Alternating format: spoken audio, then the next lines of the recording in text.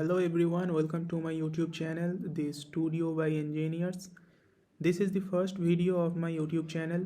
इससे पहले मैं इस चैनल पे दूसरा कंटेंट अपलोड किया करता था, बट आज से इस चैनल पे डेली इंफॉर्मेटिव वीडियोस अपलोड होगा, so stay tuned in this channel.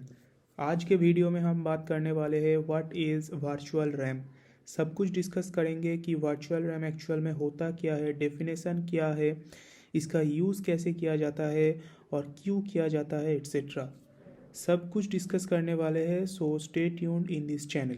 उससे पहले अगर आप इस चैनल में पहली बार है, ऑफ कोर्स पहली बार ही होगा, then subscribe to my channel and hit the bell icon to never miss an virtual RAM. जानने से पहले हम लोगों को ये जानना होगा कि एक्चुअल में रैम क्या होता है, क्योंकि देखो वर्चुअल रैम आज के ज़माने में बहुत ही एक हॉट टॉपिक है। बहुत सारे मोबाइल फ़ोन्स, लैपटॉप्स में वर्चुअल रैम का कॉन्सेप्ट यूज़ किया जाता है। तो वर्चुअल रैम जानने से पहले रैम को जान लेते हैं, रैम कैसे काम करता है, सिस्टम में रैम कैसे काम करता है ये भी जान लेते हैं। तो देखो, RAM means random access memory, जो हमारे सिस्टम का प्राइमरी मेमोरी होता है। ठीक है, एक प्राइमरी मेमोरी होता है और एक सेकेंडरी मेमोरी होता है। सेकेंडरी मेमोरी मीन्स जिसे हम स्टोरेज कहते हैं, रोम जिसे कहते हैं। तो रैम जो होता है वो आपके सिस्टम में फिक्स्ड होता है, पहले से ही इनबिल्ड होता है, जिसे आप चेंज नहीं कर पाओगे। ठीक है, तो मान लो जैसे कि आजकल के स्मार्टफोन्स पे 4 GB RAM, 6 GB RAM, 16 GB तक रैम होता है। हाँ, लैपटॉप्स में तो अप टू 32 GB रैम भी होता है। तो ये रैम एक पर्टिकुलर फ्रीक्वेंसी पे क्लॉक्ड होता है। क्लॉक स्पीड मीन्स जिस फ्रीक्वेंसी के ऊपर वो काम नहीं कर पाएगा, like DDR5 RAM, DDR4 RAM. ठीक है, DDR3 भी था, अभी तो लेटेस्ट आ चुका है DDR5X रैम। तो DDR5 रैम जो होता है वो क्लॉक्ड होता है up two means above 5000 megahertz पे, और DDR4 जो होता है वो क्लॉक्ड होता है अप टू 4000 मेगाहर्ट्ज पे। तो यहाँ से क्या पता चलता है कि DDR5 रैम DDR4 रैम से ज़्यादा फास्ट वर्क करेगा। ठीक है, आप जान लेते हैं कि रैम कैसा काम करता है। ठीक है, तो मान लो आपके मोबाइल फ़ोन पे या फिर लैपटॉप पे ऐप्स ओपन किया है, उसके साथ ही एक दूसरे विंडो पे ब्राउजिंग कर लिए, गेमिंग कर लिए और बहुत सारे एप्लीकेशंस ओपन कर लिया है। तो ये सब कुछ एक ही का साथ वर्क कर रहा है। तो ये जिस मेमोरी पे स्टोर होता है, ठीक है, वो होता है रैम। पहले रैम में ये सब कुछ स्टोर होता है, उसके बाद आपको आपका काम करके देता है। तो प्राइमरी मेमोरी पे ये सब कुछ पहले स्टोर होता है। Let me explain in better way. Suppose this is your primary memory means RAM, जो कि है 4 GB का। ठीक है, आप अगर इसमें मल्टीटास्किंग करोगे तो मान लो कि आपने बहुत सारे ऐप्स ओपन किया है और वो हो चुका है 3 GB का। ठीक है, 3 GB का मल्टीटास्किंग अगर 4 GB रैम में करोगे तो फ्री स्पेस कितना होगा, 1 GB। ये स्पेस फ्री होगा। ठीक है, इसमें आप मैक्सिमम कितना मल्टीटास्किंग कर पाओगे, लेस देन 4 GB, क्योंकि ये प्राइमरी मेमोरी जो है वो 4 GB का है, इसमें लेस देन 4 GB का आप मल्टीटास्किंग कर सकते हो मैक्सिमम।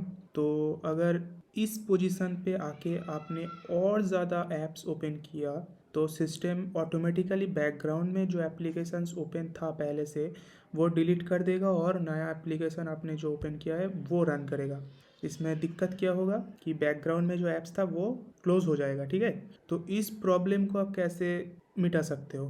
आप रैम को तो बढ़ा नहीं सकते, अपग्रेड नहीं कर सकते, बिकॉज रैम फिक्स्ड है, पहले से ही सिस्टम में फिक्स्ड होकर आया है। तो यहाँ पे ही कॉन्सेप्ट आता है वर्चुअल रैम का। तो वर्चुअल रैम क्या होता है? वर्चुअल रैम मीन्स आपका जो सेकेंडरी मेमोरी होता है, सिस्टम का जो सेकेंडरी मेमोरी होता है जिसे हम रोम कहते हैं, वो तो प्राइमरी मेमोरी से बड़ा होगा, क्योंकि ये टेम्पोररी है और ये प्राइमरी है। ठीक है, आप इसे चेंज कर सकते हो, अपग्रेड कर सकते हो। तो ये तो ऑब्वियसली बड़ा होगा, इससे भी ज़्यादा बड़ा होगा। ये 64 GB का मैंने इधर एग्जाम्पल के तौर पे लिया है, ये अप टू 1 TB 2 TB तक भी हो सकता है। ठीक है, मान लो कि आपका सिस्टम का जो सेकेंडरी मेमोरी का रोम होता है वो 64 GB का है। वर्चुअल रैम क्या होता है? इस सेकेंडरी मेमोरी का कुछ पार्ट आपका रैम की तरह बिहेव करता है, उसे हम वर्चुअल रैम कहता है। Suppose this is your whole system. Okay, this is your primary memory, this is your secondary memory. Your primary memory is 4 GB and your secondary memory is 64 GB. आपने mobile phone ads पे या फिर laptop के ads में देखा ही होगा कि उधर एडवर्टाइजमेंट में लिखा ही होता है कि ये system 3 GB virtual RAM supported, 6 GB virtual RAM supported, 8 GB virtual RAM supported, ये सब तो लिखा ही होता है, देखा ही होगा।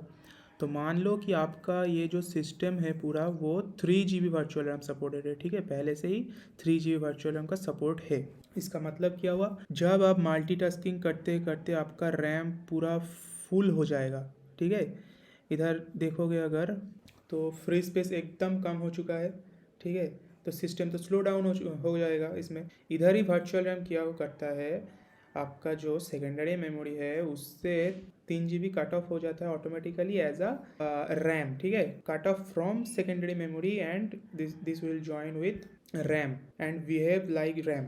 ओके, तो आपका टोटल रैम कितना होगा तब, रैम मान लो 4 GB का था और वर्चुअल रैम और 3 GB ऐड हो चुका है, तो अब होगा 7 GB का।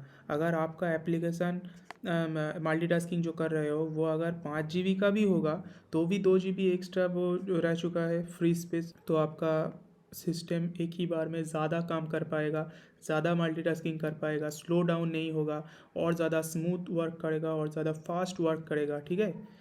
लेकिन यहाँ पे एक बात है कि आपका जो प्राइमरी मेमोरी होता है वो आपका सेकेंडरी मेमोरी से ज़्यादा फास्ट होता है, ठीक है। आपका प्राइमरी मेमोरी जो फ्रीक्वेंसी पे काम करता है, रीड एंड राइट स्पीड जो होता है, सेकेंडरी मेमोरी का रीड एंड राइट स्पीड उससे बहुत कम होता है। लेकिन इसका मतलब ये नहीं कि आपका काम नहीं होगा, आपका काम ठीक से हो जाएगा। ये कब ऐड होगा, जब नीडेड होगा, ठीक है, पहले से ऐड नहीं होगा। सिस्टम ऑटोमेटिकली कॉल कर लेगा कि आप मुझे ये ज़रूरत है, आप मुझे ज़्यादा रैम का ज़रूरत है, तब ये काम करेगा, ठीक है। एज अ स्टैंडर्ड वर्सन ये 4 GB का ही काम करेगा।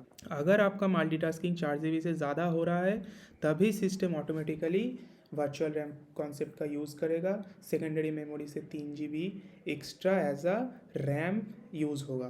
तो इसमें फ़ायदा क्या है,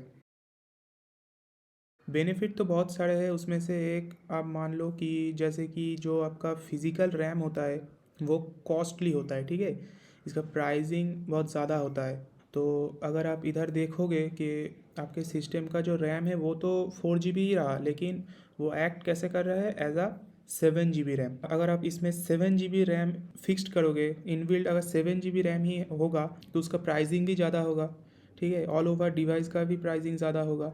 तो इससे डिवाइस का प्राइसिंग कम से कम होगा एंड सिस्टम परफॉर्मेंस भी सस्टेन देगा। So this is the whole video about virtual RAM. अगर आपको इस वीडियो से कुछ भी नया सीखने को मिला है then please like this video and share with your friends and family members. Till then, bye bye, take care and stay safe.